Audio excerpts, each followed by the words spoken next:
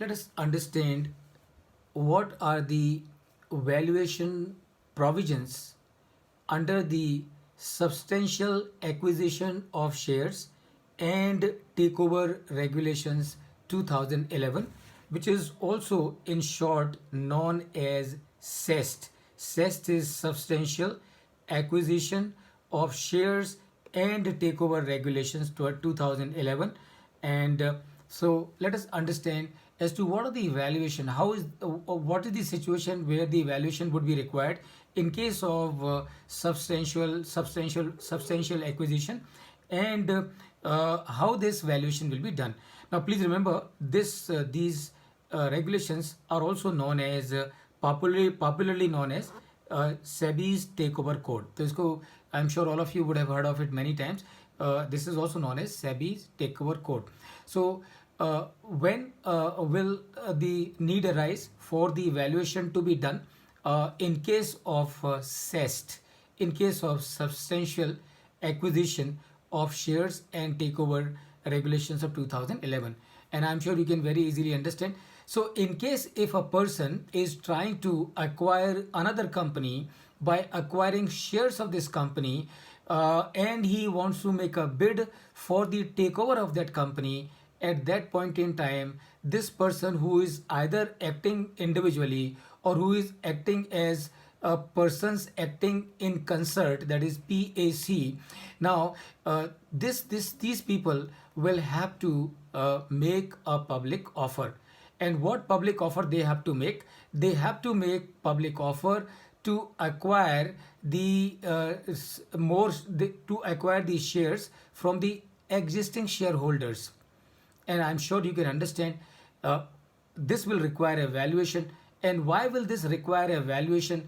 This will require a valuation so as to ensure that the person who is acquiring another company, who either acting individually or acting in concert with others, he should not offer a price, or he should not buy the remaining shares from the remaining shareholders at a price which is disadvantageous to the remaining shareholders. So in order to ensure, SEBI has got this regulation of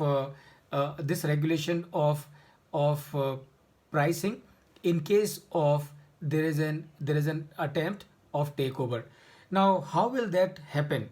So that will happen, number one is driver of pricing in case of substantial acquisition and takeover.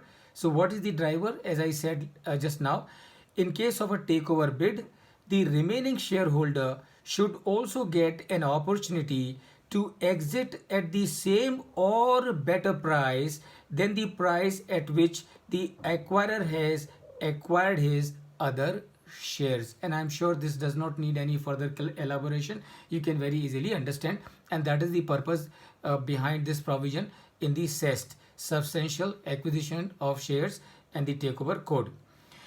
Acquirer is required to make an offer, and this offer needs to be priced fairly to the remaining shareholders. तो ऐसा नहीं होना चाहिए कि जो acquirer है उसने जो मेन शेयर होल्डर्स हैं उनसे डील कर ली और डील करके ज़्यादा प्राइस में शेयर खरीद लिए, और अब जब उसको बाकी जो उसका जो कंट्रोलिंग स्टॉक करने के लिए जो बाकी शेयर खरीदने हैं, he has to make an offer to the remaining share holders. So it should not happen कि जो मेन प्रमोटर्स हैं उनसे तो 5,000 का ले लिया, और अब जो बाकी के जो शेयर होल्डर्स हैं he is trying to purchase their shares at a price of 4,000 or something like that.